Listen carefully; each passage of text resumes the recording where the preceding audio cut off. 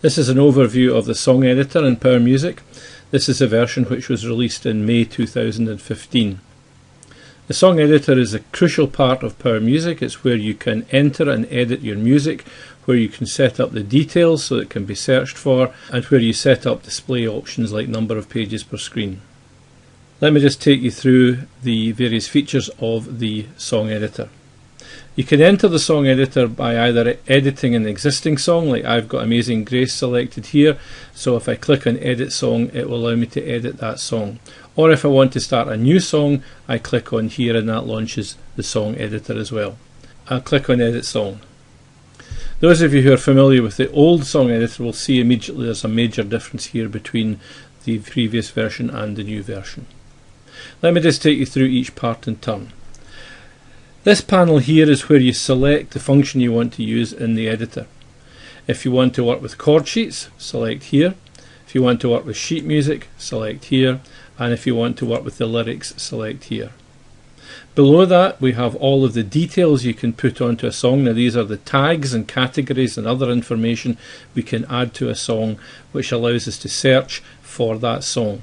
We can put in multiple titles, we can put a first line into the song if it's a song which people sing, we put in copyright information, we can add a CCLI number which is used for Christian copyright information.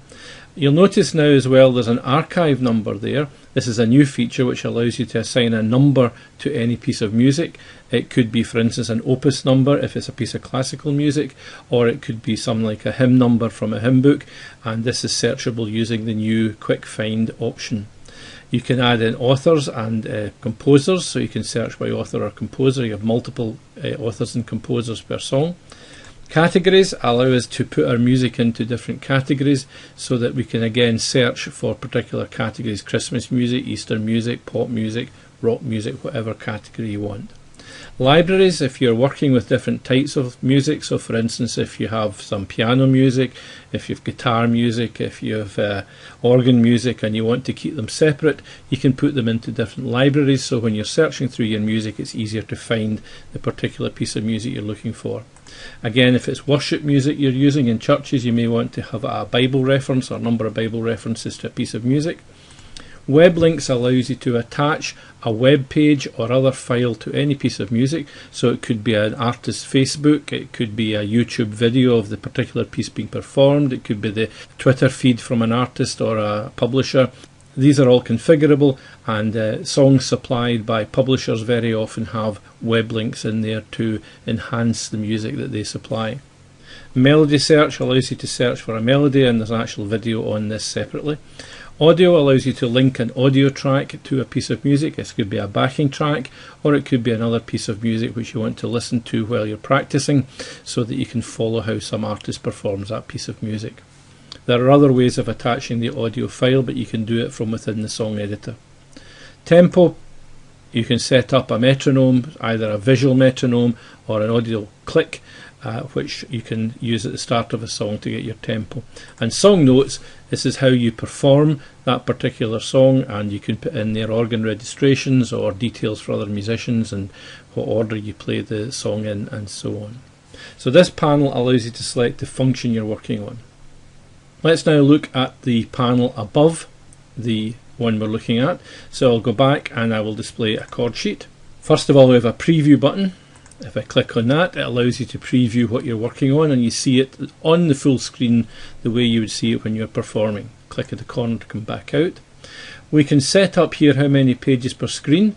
So if I take that down to 1 page per screen in preview, we go back to a single page per screen, and we can set that up to 2 or however many pages per screen we want. Same thing with sheet music. This is where we can select the chord notation used in chord sheets.